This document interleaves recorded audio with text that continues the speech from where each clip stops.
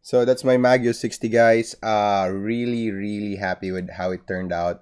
Huge thanks to PMX.GG. They supplied the custom palm plate and plate foam for the Maggio 60. So you've already heard the Maggio 60 with its plateless, no, half plate build that I showed you. It's in my video. I'll link it up in the description with the Gateron CJ.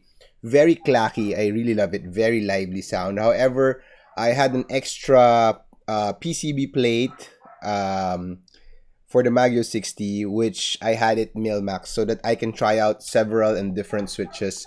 So the Maggio inherently is a clacky board. It's a gummy O-ring keyboard. It's very clacky, which is not a bad thing. I like it. But however, I wanted something different. I wanted to shape the sound. So I had a custom palm plate and a plate foam from PMXGG. Awesome customer service. Really love it. Really fast. I got my item in maybe less than a week after I sent them the actual aluminum plate, which was very stiff. So sayang yung flex cuts. So I couldn't maximize the flex cuts of the keyboard because of the stiffness of the aluminum plate. With the palm plate, it bounces just about right. I love how it feels with the palm plate. So it bounces just about right.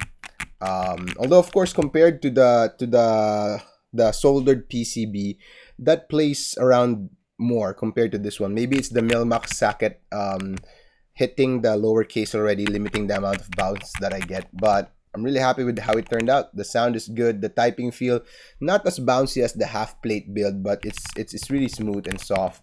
So there you have it. Again, I'm using the Gateron North Pole on this build, and I really love it. I love the typing feel. The springs are very smooth, perfect for my typing feel.